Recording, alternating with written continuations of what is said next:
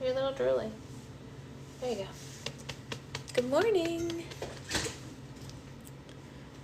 I thought I ran this last night. I did. Good job, me. Did run this last night. Hooray!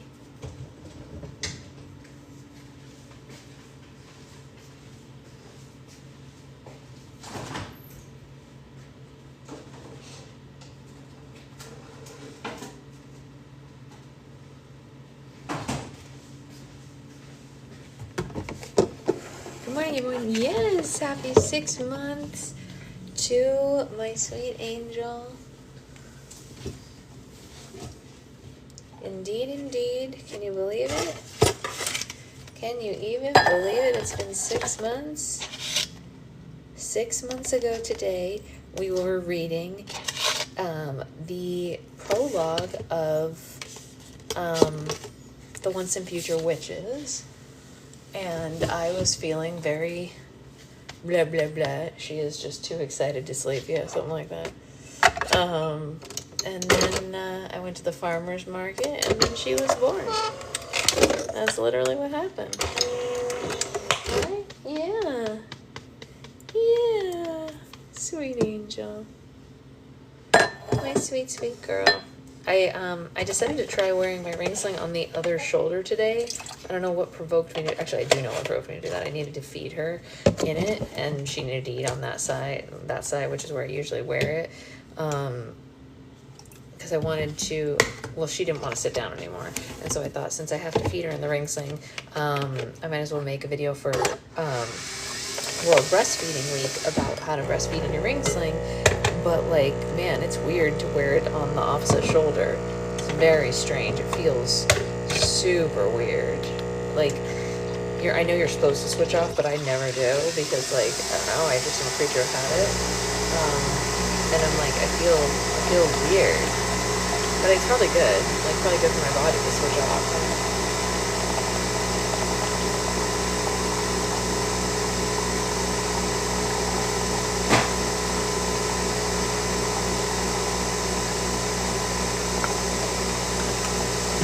I was gonna ask you, I feel like you're doing the racing out like a bit. Yeah, I'm good. It's actually a very detailed video. Like, you know, with like step by step. I went really slow, how to do it, and then how to put them back afterwards and everything. But I do recommend not, and I say this in the video, not doing it until you're really comfortable positioning them in the ring sling the regular way. But you've been practicing, so you're way ahead of me. So you'll probably be to that point really early, which is great.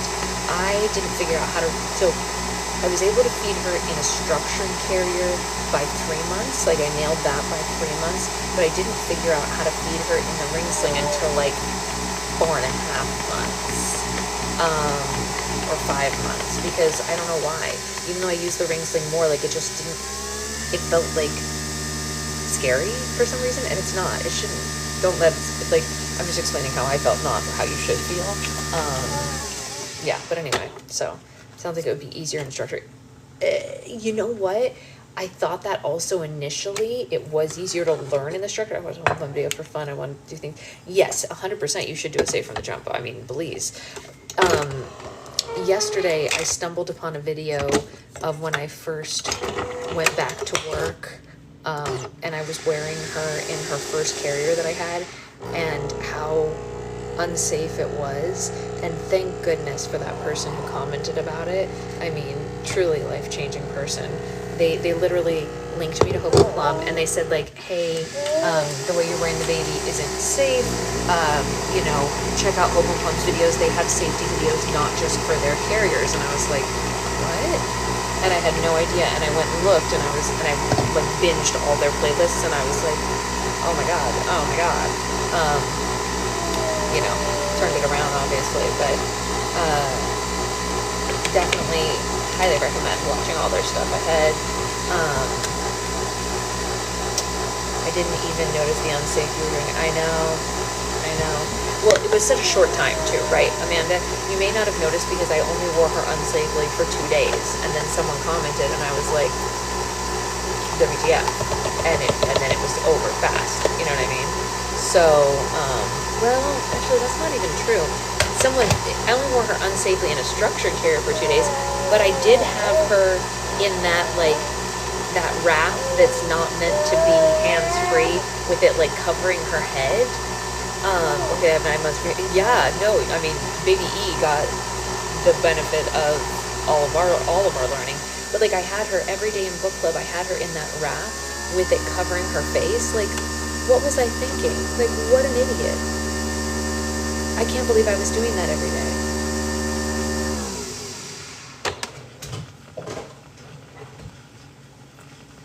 And like, she had a little bit of airway out, but like, you're not supposed to cover their heads in those things. I had no idea because the instructions don't tell you.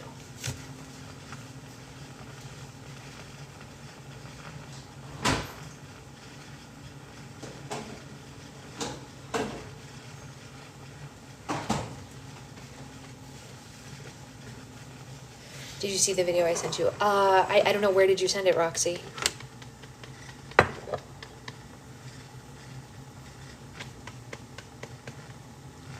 On Patreon? I haven't opened Patreon yet. Oh, you know what? I get so many DMs on TikTok. That's why I usually have them turned off. It's like a miracle if I ever get to see anything. If it's important, definitely send it on Patreon. You were also often checking her breathing. That's true. I was naturally hypervigilant. It's true. Hey, Anya. But it's still, still important for all of us to learn from our mistakes. Good morning.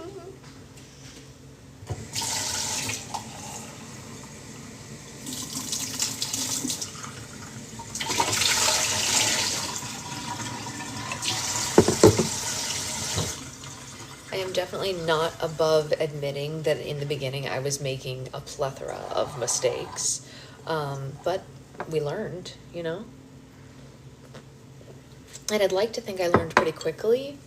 As soon as I found out that she wasn't safe, I immediately hard corrected. And what I said to my husband, it was pretty funny. Yesterday we were talking about it, and I said, yeah, I may have overcorrected like too hard. And he was like, I mean, I don't know if you can really overcorrect on safety. I was like, yeah, I don't know. We were laughing about it. I was like, I've definitely I listened to others and I learned, that's right. And then went so far as to take a huge class that, cost me a lot of money and a lot of hours, but was worth it, I think. I know, isn't it weird, Brittany? It's so weird. Oh yeah, overcorrected into a whole different life. It's true. I did put it on the other side. It's because what my sweet baby angel right here has decided over the last couple of weeks is that she's a big girl, right? And being a big girl to her means if she's awake, she does not want to eat lying down. It's worth it if it gives you comfort. Yes, and it does help others. Yes, happy half birthday. So because she's a big girl, if she's awake, she wants to eat sitting up. Guess what she can't do on her own? Completely sit up and eat. So I've been putting her in the ring sling to feed her because it holds her, and then I can feed her that way, and she's still up, and it makes her happier. Right now she is falling asleep, thank goodness. But she'll lay down to eat when she knows that it's either bedtime or nap time. But right, if she doesn't want to fall asleep, she's like, I'm gonna eat sitting up. And sometimes I'm like at the table, sitting with her, like straddling one of my legs, holding her so she can eat sitting up. And my husband has a picture of it. It's so funny. You can't see her face, so I should send you guys the picture. It's comical. He calls it her eating side saddle because what are we even doing here? She sits with her little legs over my leg because she doesn't want it. Are you asleep? Are you asleep? Oh, I think we're asleep, you guys.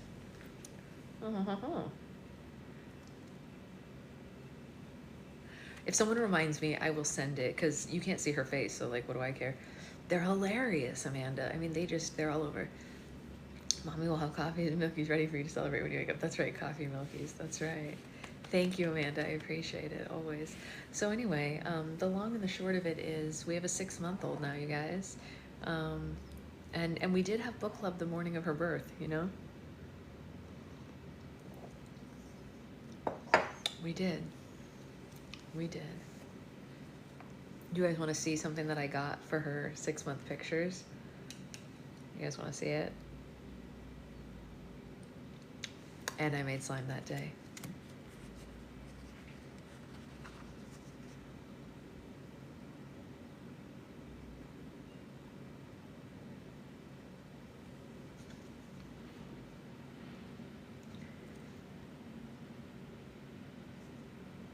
Could you die?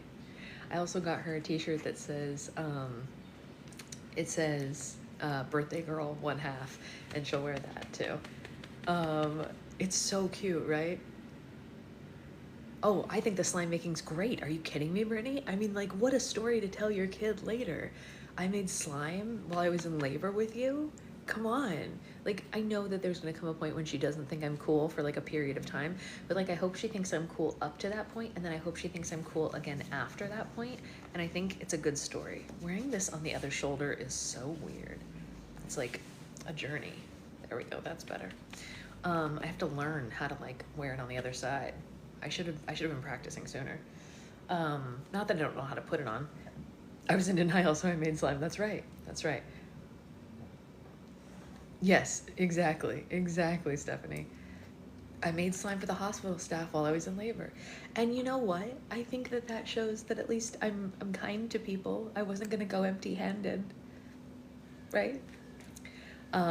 We need what book? What book do we need? I missed it. Roxy, you might have been filtered.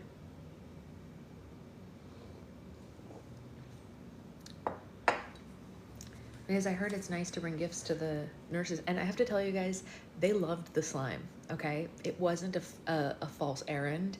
It wasn't, because they were like so excited. They were like, everybody just always brings the same stuff. And they all, like nurses that weren't even my nurses were like clamoring to get in our room to get slime. So that's all I'm gonna say. That's all I'm gonna say. Yeah, I didn't see it either. We are on page 56. Your story about her birth. It would be, oh, I made a video about it, Roxy. If you haven't watched it, it's on YouTube. The whole thing in one big YouTube. Carefully, toss. All right, let's go. Okay, my Kindle is actually doing something a little wackadoodle, which I don't love. How do I get you to stop doing that? No, not that. This? No, not that. This? Maybe? No, that didn't do it either. All right, well, I'm gonna have to turn it off and back on after this. Making slime is therapy for me. Yeah. Oh my gosh, I completely agree. I don't know if you did something different to your hair today, but it looks very chic. Thank you. I followed a tutorial on how to make a better messy bun, because I decided since my baby is 6 months old, I should try to be human, or try to at least present myself as a human, whether or not I actually feel like a human. Because like, yes, we're still waking up every 2 hours in the night, but I was like, I should try to like present myself, right? It's like when we were in the olden days, like for millennials, you know, like when we were in high school. Do you guys remember when we used to do that? Yeah. I tried that. I was like, I'm gonna try, I have to see her doctor today. I mean, I'm gonna try to look like a person. So there we have it. Okay. Anyway, let's read. Yeah, I brought it back. I was like, listen, I don't even need to bump it. I can do it with just a clip. And all of the like Gen Zs are gonna be like, oh my God, you're so like Y2K chic. And I'm gonna be like, yeah, I know. I basically invented Y2K. Okay, sorry, that's not true. I didn't invent anything. I was a really uncool teenager, but let's read anyway. I was just as uncool as Mia, let's be real. Maybe uncooler than Mia. Oh, Avery, you are our resident Gen Z. How do you like my poof?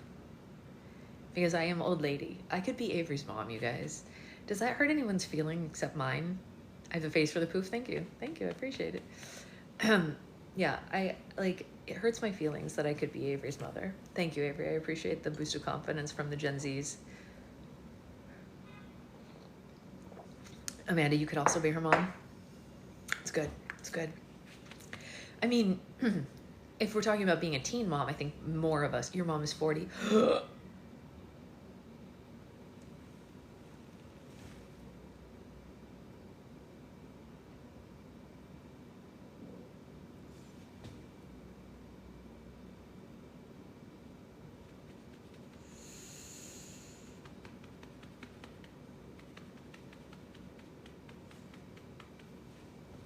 I am also 40. It's okay. So I really could be her mom. Okay, well, tell your mom I said hi. And yeah, so many of us just sat down. That's right. We all just took several seats for Avery and her mom. Well, you know,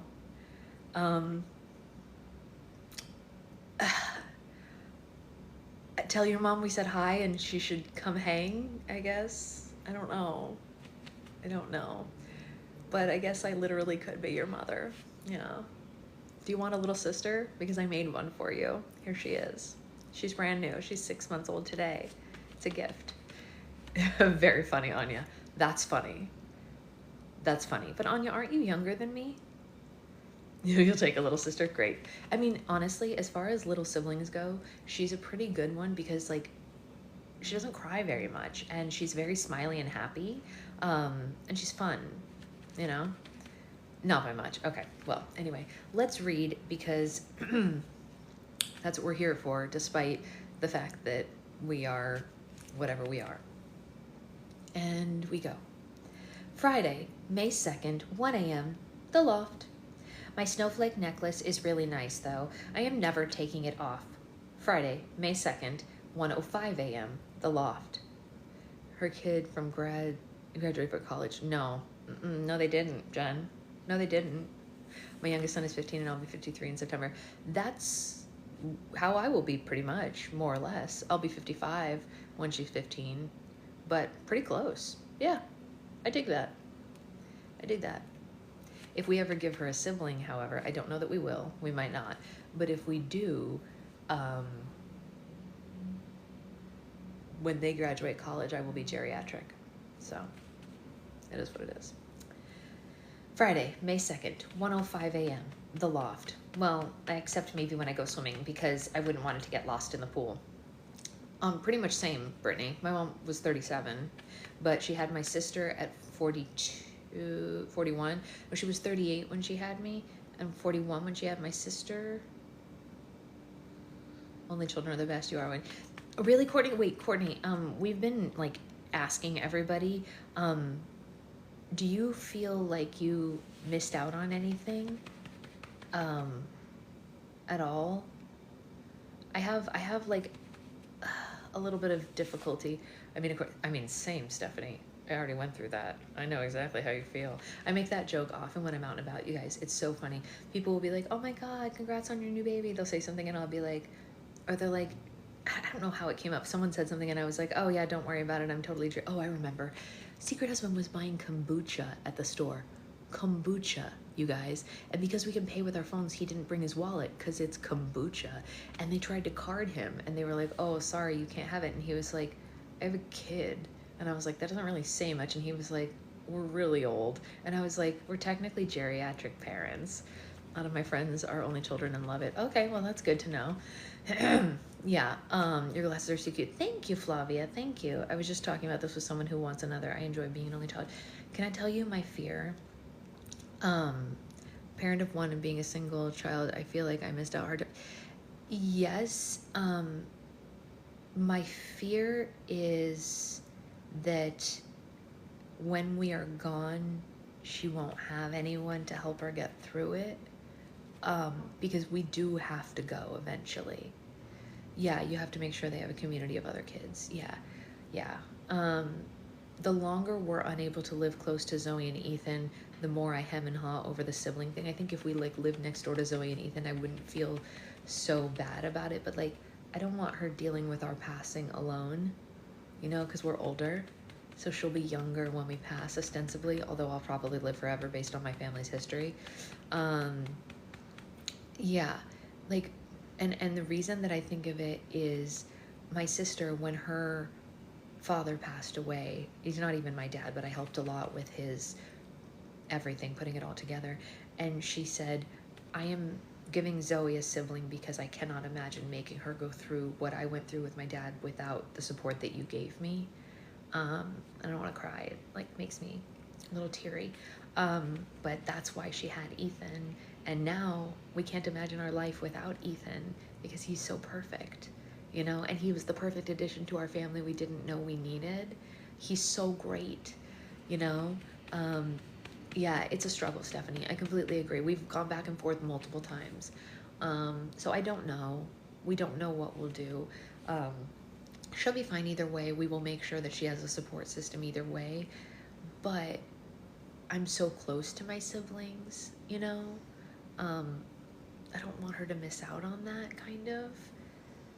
It's hard. But kids are expensive, too. Especially in Los Angeles. Kids are expensive. Like, we gotta send her to school and stuff, you know? So I don't know. Anyway, we'll see. But that's, you didn't come here for therapizing me and whether or not my child's gonna get a sibling. Let's keep going. Friday, May 2nd, 1:10 a.m., The Loft. He loves me. Friday, May 2nd, algebra. Oh my God, it's all over the city. I mean, about Grammy and the incident Les Haltus Manger last night. I mean, it was a slow news day, I guess, because everything, even the Post picked it up. It was right there on the front cover of the newsstand on the corner. A royal mess, screams the Post. Princess and the Pea Soup, claims the Daily News, erroneously, since it wasn't pea scoop, it was lobster-esque. That's true, Jen. We did come here. The Inner Life of Sasha. That's right. Yes, it is The Inner Life of Sasha. It even made the Times. You would think that the New York Times wouldn't be reporting on something like that, but there it was, in the Metro section. Lily pointed it out as she climbed into the limo with Michael this morning. Yeah, well, your grandmother's certainly done it this time, Lily says, as if I didn't already know it, as if I wasn't already suffering from the crippling guilt of knowing that I was, even in an indirect manner, to blame for Jobu's loss of livelihood. But now I want 8 kids in a big family since I didn't have siblings. Right, see, that's what everyone who didn't have siblings has said that I've asked. They're like, yeah, my life was fine, but now I want to give my kids siblings. And it's like, wait a minute. I'm close to my siblings, but if my parents go, I do think I'll be taking care of them. Same, Avery. Oh, you're totally fine. Hypnotherapy is great. Very important, Isabella. They do have to admit that I was somewhat distracted by my grief over Jangbu. Sorry. Although I do have to admit that I was somewhat distracted from my grief over Jangbu by the fact that Michael did look so incredibly hot, as he does every morning when he gets into the limo. That is because when we pick him and Lily up for school, Michael's always just shaved, and his face is looking all smooth. Michael's not a particularly hairy person, but it is true that by the end of the day, which is when we usually end up doing our kissing, since we're both somewhat shy people, I think, and we have to cover our darkness and hide our burning cheeks.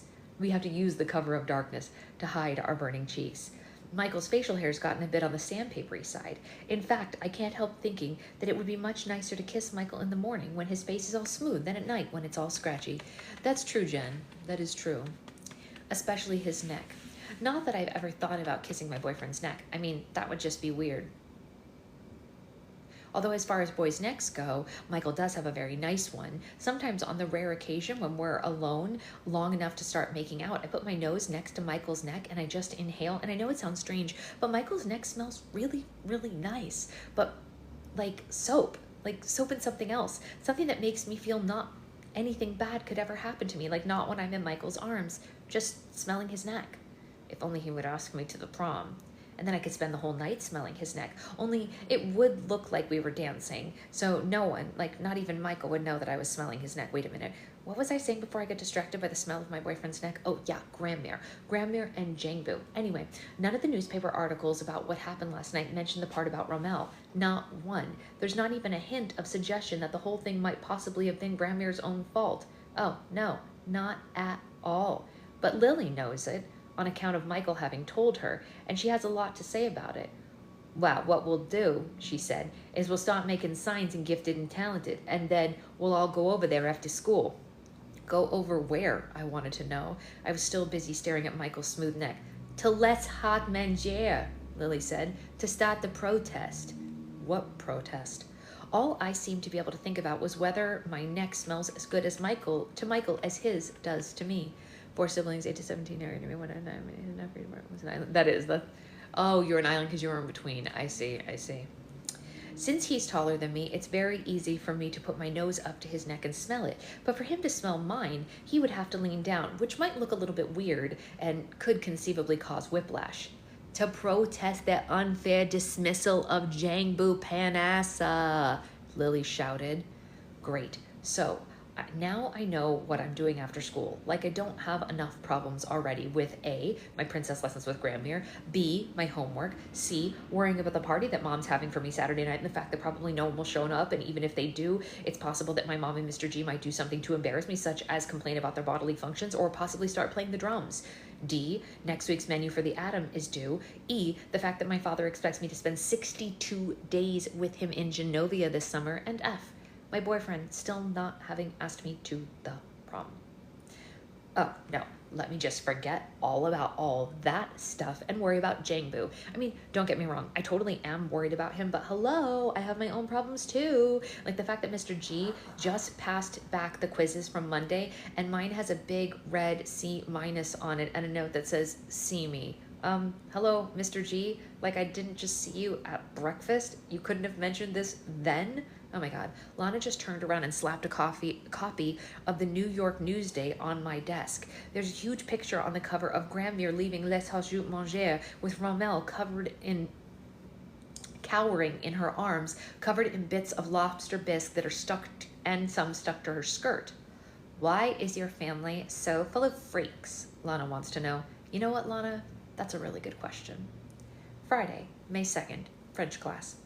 I cannot believe that Mr. G, the nerve of him suggesting that my relationship with Michael is distracting me from my schoolwork, as if Michael has ever done anything but tried to help me with algebra. Hello. And okay, so Michael comes in to visit me every morning before class starts. So what? How is that harming anyone? I mean, yeah, like it makes Lana mad because Josh Richter never comes in to see her before class, but he's too busy admiring the highlights in his hair in the men's room. But how is that distracting me from my schoolwork?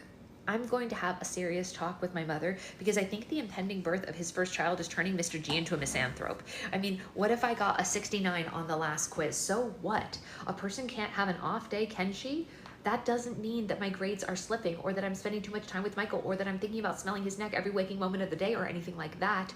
And Mr. G suggesting that I spend the entirety of second period this morning writing in my journal is completely laughable. I paid full attention to his lecture about polynomials toward the last 10 minutes or so of class. I mean, please. And the thing where I wrote HRH, Michael Moskowitz, Ronaldo 17 times at the bottom of my worksheet, that was just a joke. My God, Mr. G, what happened to you? You used to have a sense of humor. Thank you, Brittany. I appreciate that because that's actually something that I'm very seriously, it's a big consideration for me, literally. Yep. Friday, May 2nd, bio, M. So, did he ask you last night at your birthday dinner? S. No. Mia, there are exactly 8 days until the prom. You're gonna have to take matters into your own hands and just ask him. Shamika, you know that I cannot do that. Okay, well, it's getting to be crunch time, and if he doesn't ask you at the party tomorrow night, you aren't gonna be able to say yes if he does ask you. I mean, a girl has to have some pride. Hey, Monique. That's very easy for someone like you to say, Shamika. You're a cheerleader. Yeah, and you're a princess. You know what I mean. Mia, you can't let him take you for granted this way. You have to keep boys on their toes. No matter how many songs they write for you or snowflake necklaces that they give you, you have to let them know that you are in charge. You sound like my grandmother sometime. Ew. Friday, May 2nd. Oh my God, Lily will not shut up about Jangbu and his plight. Look, I feel bad for the guy too, but I'm not about to violate the poor man's privacy by trying to track down his home phone number, especially not by using a certain Royals brand spanking new cell phone. I have not even gotten to make one call on it, not one. Lily's already made 5. This busboy thing is totally out of control. Lily Cho, the Adams editor-in-chief, stopped by our table at lunch and asked if I could do an in-depth story on the incident from Monday's paper. And look, I realize that I have been offered an entree into my reporting, not the cafeteria beat. But does Leslie really think that I'm the most appropriate person for this job? I mean, isn't she running the risk of this story being less than completely prejudice-free and unbiased? Sure, I do think Granmere was wrong, but she's still my grandmother, for crying out loud. I'm not really sure that I appreciate this peek into the seedy underbelly of the school's newspaper reporting. Working on a novel instead of writing for the Atom is starting to look more and more appealing. And since it's Friday and Michael was up at the Bean Bar getting me a second helping and Lily was otherwise occupied, Tina asked me what I'm going to do about Michael not having asked me to the prom yet. What can I do? I wailed. I just have to sit around and wait like Jane Eyre did when Mr. Rochester was busy playing billiards with Blanche Ingram and pretending that he didn't know that Jane was alive. To which Tina replied, I really think that you should say something, like maybe tomorrow night at your party. Oh, great. I was kind of looking forward to that party, except for the part where Mom is sure to stop everyone at the door and tell them all about her incredible shrinking bladder. But now, no chance, because I know that Tina will be staring at me all night, willing me to ask Michael about the prom. Great. Thanks. Lily just handed me a giant sign that says, Les house manger is un-American.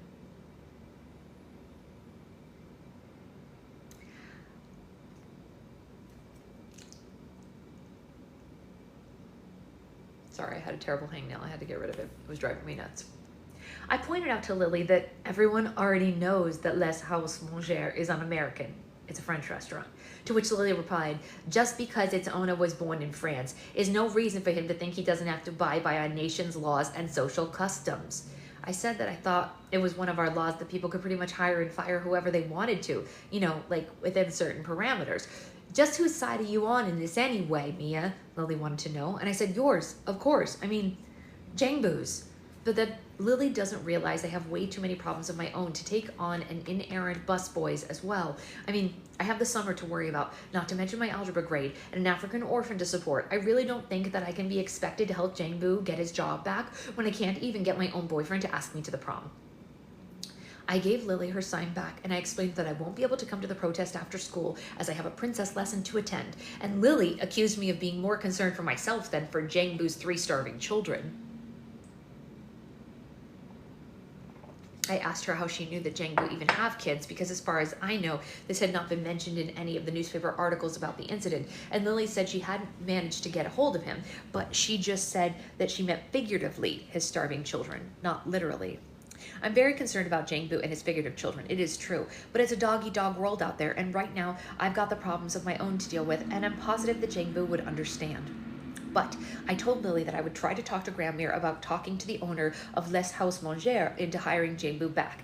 I mean, I guess it's the least I can do, considering that my presence on the earth is the reason this poor guy's livelihood was even destroyed. Homework, algebra, who knows? English, who cares? Biology, whatever. Health and safety, please. G&T, as if. French, something. World Civ, something else. Friday, May 2nd, in the limo on the way home from Grandmere's. Grandmere decided to act like nothing happened last night. She didn't bring her poodle to my dinner. She didn't get an innocent busboy fired. Like her face wasn't plastered all over the front of every newspaper in Manhattan minus the Times. She was just going on and on about how in Japan it's considered terrifically rude to poke your chopstick into your rice bowl. Apparently, if you do this, it's a sign of disrespect to the dead or something like that. Whatever. Like I'm going to Japan anytime soon. Apparently, hello, I'm not even going to the prom. Grandmere, I said when I couldn't take it anymore. Are we going to talk about what happened at dinner last night, or are you just going to pretend that it didn't happen? And Grandmere looked all innocent. I'm sorry, Amelia, I can't think of what you mean. Last night, I said, my birthday dinner. Les Hazu Manger. You got the busboy fired, and it was all over the papers this morning. Oh, that, Grandmere said innocently and stirred her sidecar. Well, I asked her, what are you going to do about it? Do? Grandmere looked genuinely surprised. Why, nothing. What is there to do? I guess I shouldn't have been so shocked. Grandmere can be pretty self-absorbed when she wants to. Grandmere, a man lost a job because of you, I cried, and you've got to do something. He could starve. And Grandmere then looked at the ceiling. Oh, good heavens, Amelia. I already got you an orphan. Are you saying you want to adopt a busboy as well? No, but Grandmere, it wasn't Jangboo's fault that he spilled the soup on you. It was an accident, but it was caused by your dog. Grandmere shielded Romel's ears. Not so loud. He's very sensitive. The vet said, I don't care what your vet said, I yelled. Grandmere, you've got to do something. My friends are down at the restaurant right now picketing it. Just to be dramatic, I switched on the television and turned it to New York 1. I didn't really expect there to be anything about Lily's protest, just maybe something about how the traffic was snarled up in the area due to rubbernecks peering at the spectacle that Lily was making of herself. So you can imagine I was pretty surprised when a reporter started describing the extraordinary scene outside Les Hauts Mangers, the trendy 4-star eatery on 57th Street. Then they showed Lily marching around with a big sign that said, Les Hauts Mangers Management Unfair. The biggest surprise wasn't the large number of Albert Einstein High School students that Lily had managed to talk into joining her. I mean, I expected to see Boris there, and it wasn't exactly astonishing to see that the AEHS Socialist Club was there as well, since, they'll show up to any protest they can find. No, the big shocker were the large number of men that I'd never seen before marching right alongside Lily and the other AEHS students. The reporter soon explained why. Busboys from all over the city have gathered here in front of Les Hauts Mangers to show their solidarity with Jangbu Panassa, the employee who was dismissed from the restaurant last night after an incident involving the Dowager Princess of Genovia. In spite of this all, however, Granmere remained completely unmoved. She just looked at the screen and clacked her tongue. Blue, she said. It isn't Lily's best color, is it? I seriously don't know what I'm going to do with this woman. She is completely impossible. Friday, May 2nd, the loft. You would think in my own house I would find a little peace and quiet, but no. I come home to find Mom and Mr. G in a raging fight. Usually their fights are about the fact that Mom wants a home birth with a midwife and Mr. G wants a hospital birth with the staff of the Mayo Clinic in attendance. But this time it was because my mom wants to name the baby Simone if it's a girl after Simone de Beauvoir, and Sautreux if it's a boy after, a guy named Sautreux, I guess. But Mr. G wants to name the baby Rose if it's a girl after his grandmother, and Rocky if it's a boy after, apparently after Sylvester Stallone, which, having seen the movie Rocky isn't necessarily a bad thing since Rocky was very nice and all, but my mom says over her dead body will her son, if she has a son, be named after a practically illiterate prize fighter. Still, if you ask me, Rocky is better than the last boy's name they came up with, Granger. Thank God I went and looked up Granger in the baby names book that I bought them, because once I let them know that Granger means farmer in Middle French, they totally cooled it on that, because who names their baby Farmer? Amelia doesn't mean anything in French. It's said to be a derivative of Emily or Emmeline, which means industrious in Old German. The name Michael, which is Old Hebrew, means he who is like the Lord. So you see, together we make a very nice pair, being industrious and lord-like. But the fight didn't end with the whole Sartre versus Rocky thing. No. My mom wants to go to BJ's Wholesale Club in Jersey City tomorrow to buy supplies for my birthday party, but Mr. G is afraid that terrorists might set off a bomb in the Holland Tunnel, trapping the mayor like Sylvester Stallone in the movie Daylight, and then Mom might go into preterm labor and have the baby with the water from the Hudson River gushing all around us. Mr. G just wants to go to Paper House on Broadway and buy Queen Amidala birthday plates and cups. Hello, I hope they know that I'm 15 years old, not 15 months old, and that I can perfectly understand everything that they're saying. Whatever. Anyway, I put my headphones on and I turned my computer on in the hope of finding some solace from all the raised voices, but no such luck. Lily could only have just gotten home from her protest thing, and she's already managed to send around a mass email to everyone in the school. From Women Rule, with a Y in women so that it doesn't say men. WOMYN rule. Attention all students of Albert Einstein High. Your help and support is vitally needed by the Students Against the Wrongful Dismissal of Jangbu Panassa Association, SATWDOJPA. Join us tomorrow, Saturday, May 3rd at noon for a rally in Central Park and then protest march down 5th Avenue to the doors of Les Hauts Mangers on 57th. Show your disapproval for the way that New York City restaurants treat their employees. Don't listen to the people who argue that ours is the materialistic generation.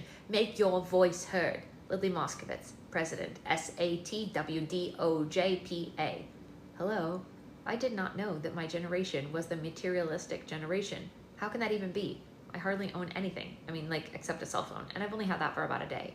There was another message from Lily and it went, Women Rule. Mia, missed you today at the rally. You should have been there. It was totally amazing. Busboys from as far away as Chinatown joined our peaceful protest. There was a feeling of camaraderie and warmth, and best of all, you'll never guess who showed up. Jangbu Panasa himself. He came to Les Houts Manger to pick up his last paycheck. Was he ever surprised to see us all there picketing on his behalf? He was really shy at first and didn't want to talk to me, but I informed him, though I might have been brought up in an upper-class household. My parents are members of the intelligentsia. So at heart, I am a working class person just as much as he is, and only have the best interests of the common man at heart. Jangbu is coming to the march tomorrow. You should come too. It's gonna be awesome. Lily. P.S. You didn't tell me Jangbu was only 18 years old. You know that he's a Sherpa, right? Seriously, like from Nepal. Back in his home country, he's already graduated from high school. He came here searching for a better life because agriculture trade in his homeland has been brought to a standstill by the politics of the Chinese occupying power in Tibet. And the only non-agricultural job that young Sherpas can get is serving as porters and guides up Mount Everest. But Jangbu doesn't like heights. P.P.S. You also didn't tell me he was so hot. He looks like a cross between Jackie Chan and Enrique Iglesias.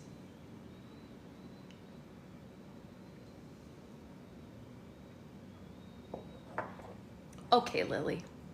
Okay. Liz, I just saw that you joined and you missed earlier when I showed this, so I'm going to show it again because you're here now and I want you to see it.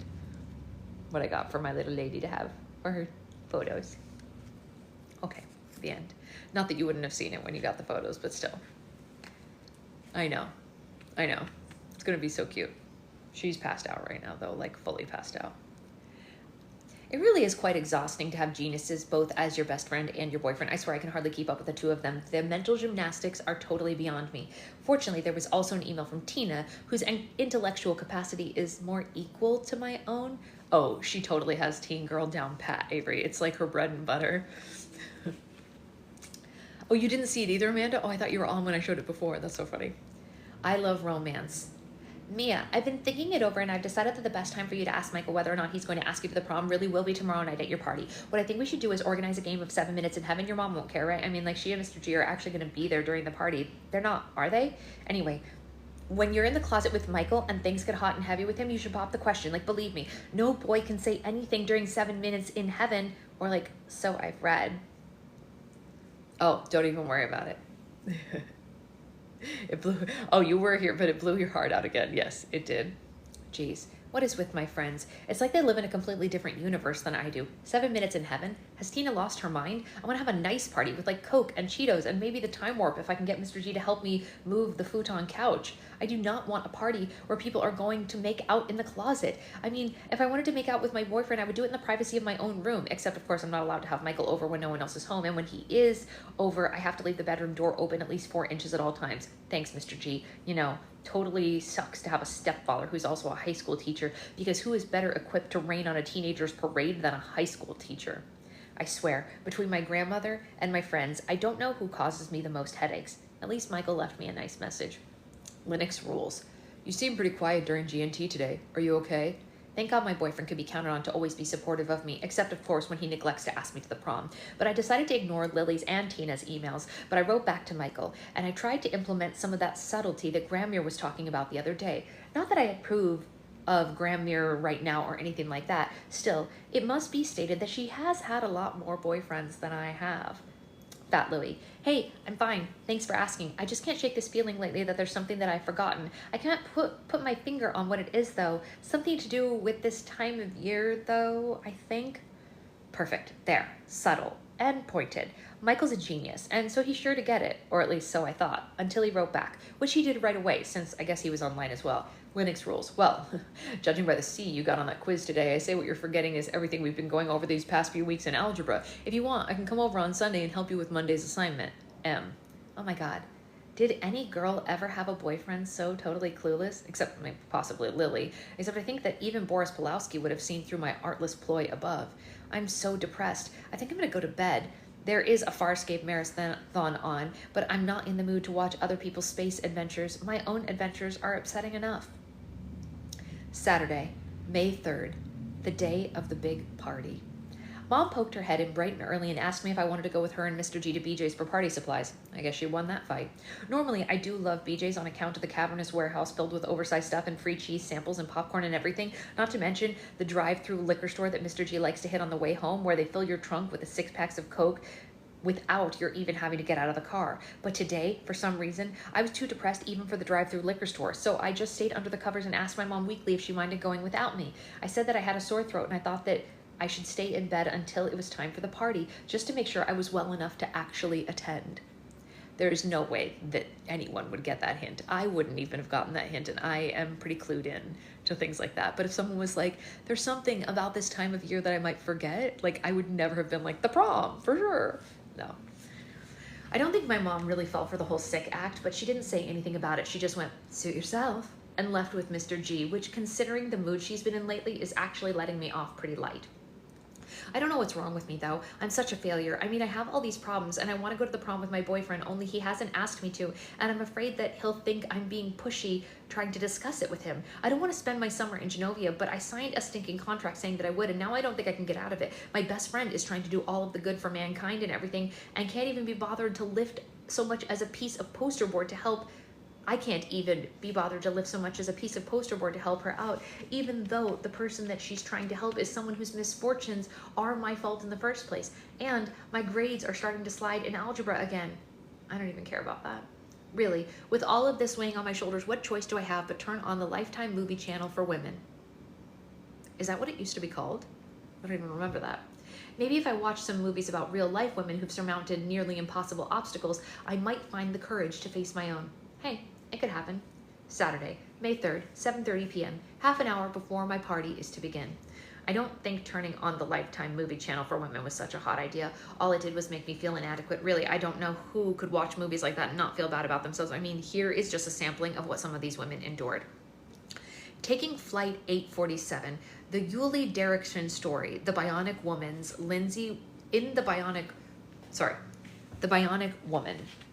Lindsay Wagner saves all but one of the passengers in a true story about a plane hijacked in the mid-80s. In the movie, Yuli convinces the hijackers to spare the lives of the passengers by singing a touching folk song, causing the hijackers to tear up. Yeah, Lifetime Movie Network, but this says Lifetime Movie Network for women. Like, the for women is like written in capitals, like it's for the title. I don't know. Unfortunately, I don't know any folk songs, and the songs that I do know, such as Biff Naked's I Love Myself Today, probably wouldn't soothe anyone, especially not a hijacker. Then there was The Abduction of Kari Swenson. In this, Michael J. Fox's wife, Tracy Pollan, stars in the true story of an Olympic biathlete who gets kidnapped by hillbillies who want to make her their bride. Ew. As if camping isn't bad enough, imagine having to camp with people who have never bathed. But Kari gets away and goes on to win the gold, and the bad guys go to jail where they make them shave every day and brush their teeth. However, I am no biathlete. I'm not even an athlete. If I were kidnapped by hillbillies, I would probably just start crying until they let me go in disgust. It used to be called that. Yeah, weird. Then there was A Cry for Help, the Tracy Thurman story, The Facts and Life. Jo gets brutally assaulted by her husband while the cops are watching, and then successfully sues the police for failing to protect her, striking a blow for victims of stalkers everywhere. But I have a bodyguard, so if anyone tried to assault me, Lars would hit them with a stun gun. Sudden Terror, the hijacking of School Bus 17.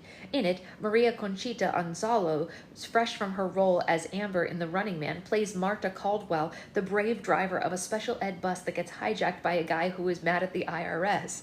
Her calm and gentle demeanor keeps the hijacker still long enough for the SWAT officers to shoot him in the head through the bus window, much to the horror of her special ed charges, who are hit with the guy's blood spatter and brain tissue. But I take a limo to school, so the chances of this happening to me are moot.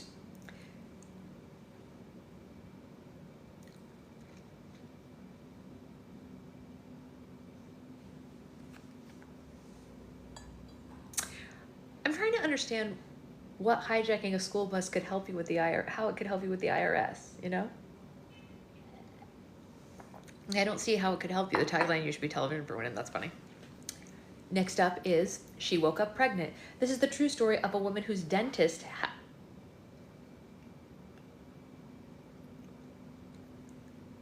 This is the true story of a woman whose dentist SA'd her while she was under anesthesia for a root canal. Well, I'm never going under anesthesia again.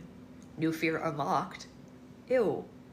And then the dentist has the nerve to say that he and the patient had an affair and that she's making up the SA thing so that her husband won't get mad about the new baby, until, that is, a female cop goes undercover as a patient and the cop uses a lipstick camera to catch the dentist taking off the cop's shirt. But this would never happen to me, as I have nothing in the chestal area that would be of interest even to a psychopathic dentist. Good morning, 6 months. Hi. Then there is Miracle Landing. Connie Selica plays First Officer Mimi Tompkins, who manages to successfully land Flight 243 after the roof is ripped off mid-flight due to metal fatigue. Hi. Hi. She's not the only brave one on that flight, since there was also a flight attendant who kept checking on people in the front of the plane when there was no roof and telling them that they were going to be just fine even though they had giant pieces of airplane carpet stuck to their head. I would so never be able to land a plane or tell people with massive head wounds that they were going to be fine due to the fact that I would be barfing too hard. Seriously, I don't know how anyone can be expected to just hop out of bed after viewing movies like that and feel good about themselves. Even worse, I happened to catch a few minutes of Miracle Pets, and I was forced to admit that as a pet, Fat Louie pretty much is the bottom of the barrel intelligence-wise. I mean, on Miracle Pets, they had a donkey that saved its owner from wild dogs, and a parrot that saved its owner from a house fire, and a dog that saved its owner from dying of insulin shock by gently shaking her until she ate some gumdrops. And there was a cat that noticed that its owner was unconscious and sat on the auto dial to 911 on the phone and meowed until help arrived. She said, this book is too good. I can't sleep through it. That's right. I'm sorry, but Fat Louie would be no match for wild dogs. He probably would hide in a fire, and he wouldn't know a gumdrop from a hole in the wall, and he also wouldn't know how to sit on the 911 button if I were unconscious. If I were, in fact, unconscious, Fat Louie would probably just sit by his food bowl and cry until Ronnie from next door went insane and got the super to let her in and shut the cat up. Even my cat is a failure. Hi. Hi. How are you? Worse, Mom and Mr. G had a fabulous time without me at BJ's. Well, except for the part where Mom totally had to pee and they were stuck in the middle of the Holland Tunnel, and so she had to hold it until they came to the first Shell station on the other side. And then she ran to the ladies' room, which turned out to be locked, so she nearly ripped the arm off the gas station attendant when she grabbed the key from him. But they found tons of Queen Amidala stuff, including panties for me, not for the party guests, of course. And my mom poked her head into my room when they got in to show me the Amidala panty six-pack that they picked up, and I just couldn't work up any kind of enthusiasm about it, though I did try. I don't know, maybe I do have PMS, or maybe the weight of my newfound womanhood, seeing as I'm 15 now, is simply just too much for me to bear. And I really should be happy, because Mr. G hung all these Queen Amidala streamers all over the loft and strung flashing white Christmas lights through the pipework on the ceiling and put the Queen Amidala mask on Mom's life-size bust of Elvis. He even promised not to jam on his drums along with the music, carefully selected, a mix put together by Michael, which included all of my favorite Destiny's Child and Bree Sharp releases. What is wrong with me? We're on page 83. What is wrong with me? Is this all just because my boyfriend hasn't asked me to the prom? Why do I even care? Why can't I just be happy with what I have? Why can't I be glad that I just have a boyfriend and leave it at that? Hi, Smiley. Hi, my Smiley angel. This party was such a bad idea. I'm so not in a party mood. And I was even thinking, why was I even thinking of having a party? Hi. I'm an unpopular nerd princess. An unpopular nerd princess should not have parties, not even for their unpopular nerd friends. She is your doppelganger, it's true. No one is going to come. No one's going to come, and I'm going to end up sitting here alone all night with the Christmas lights twinkling and the stupid Queen Amidala streamers and the Cheetos and the Coke and Michael's mix all by myself.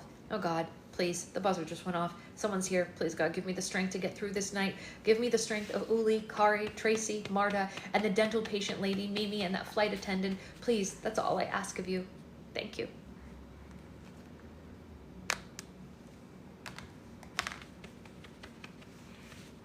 Is that funny or what?